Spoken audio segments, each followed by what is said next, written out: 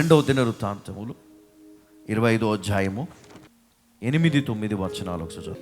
అలాగు పోవలనని నీకున్న ఎడల పొమ్ము, యుద్ధము బలముగా చేసినను దేవుడు నీ శత్రువుల ఎదుట నిన్ను కూల్చును.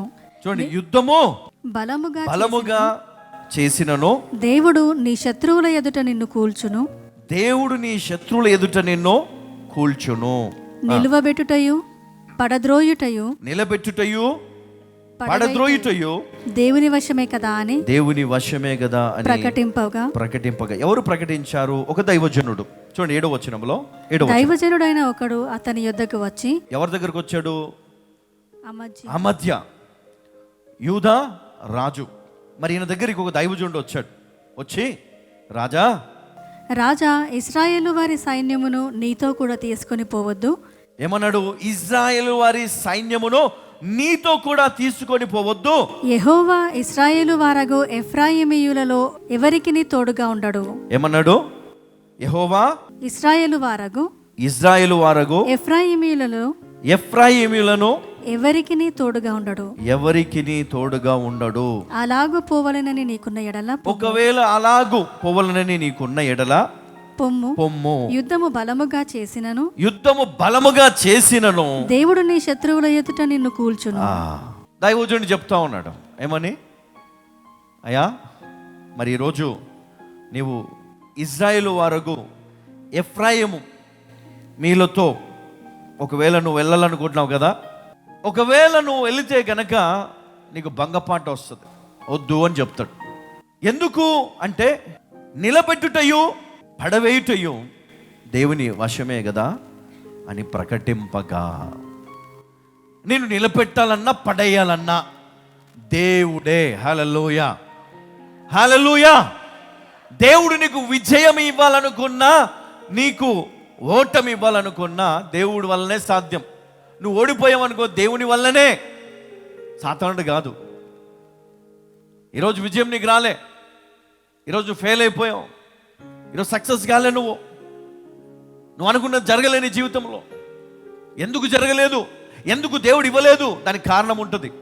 అంతేగాని నేను ప్రార్థన చేశాను, నేను వేడుకున్నాను, నేను దశమ భాగం ఇచ్చాను, నేను అది చేశాను, ఇది చేశాను, కానీ దేవుడు ఇవ్వలే, దేవుడు చేయలే, ఇది మనం అంటాం. కానీ దేవుడు నీ జీవితాన్ని ఆయన పరిశీలిస్తాడు కదా. నీ మాటలు, నీ ఆలోచన, నీ జీవిత విధానము, ప్రతిదీ కూడా దేవుడు చూస్తాడు. అందుకనే విశ్వాసం కలిగి ఉండాలా, యథార్థమైన మనస్సు, యథార్థమైన జీవితము నువ్వు జీవించాల, దేవునికి ఇష్టమైన జీవితాన్ని నువ్వు జీవించాల. అప్పుడే దేవుడు ఏం చేస్తాడో నీ పట్ల కనికరము చూపిస్తాడు కదా. నువ్వు ప్రార్థన చేస్తూ ఉన్నావు, కన్నీటి ప్రార్థన, ప్రతిరోజు దేవుని మొరపెడతా ఉన్నావు నీ కుటుంబం కోసం, కానీ నీ జీవితంలో ఒక లోటు, ఒక తప్పు మార్గము నీ జీవితంలో ఉంది. దాన్ని గనక దేవుని కోసం వదిలిపెట్టుకుంటే,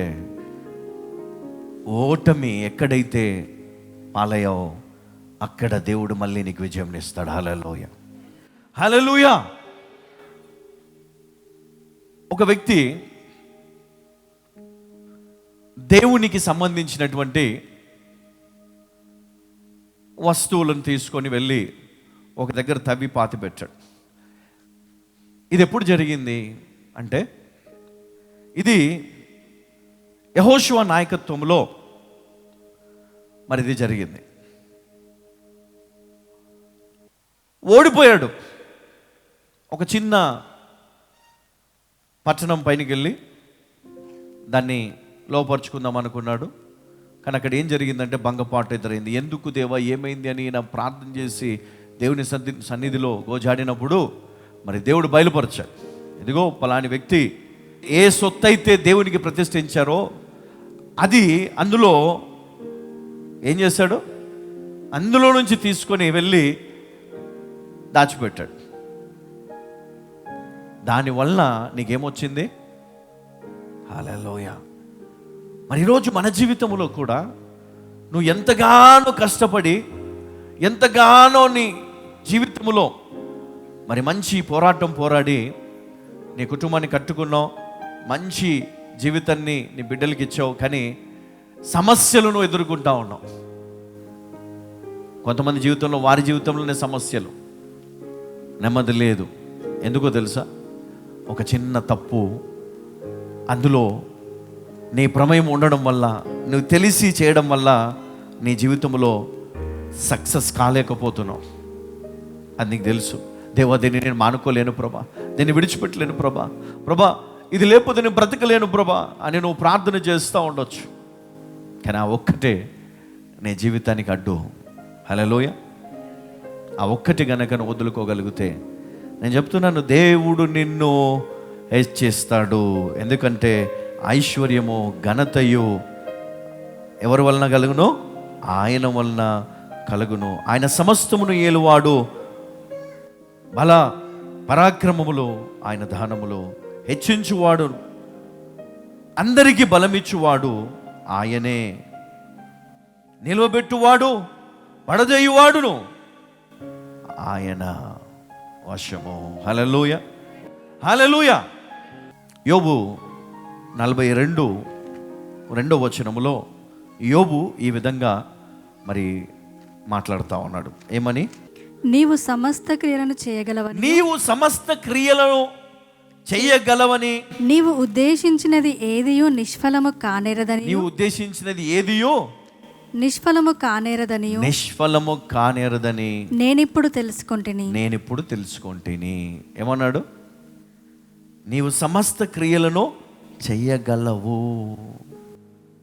ఆయన ఏదైనా చేయగలడు కదా, ఎవరినైనా మార్చగలడు, ఎవరి హృదయాన్నైనా ఆయన తాకగలడు.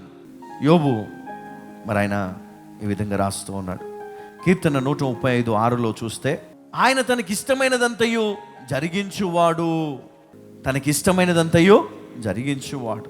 లూకా సువార్త 1:37 మనం చూస్తే, దేవుడు చెప్పిన మాట ఏదియు నిరర్ధకమో కాదు అంటున్నాడు ఇక్కడ. హల్లెలూయా, హల్లెలూయా.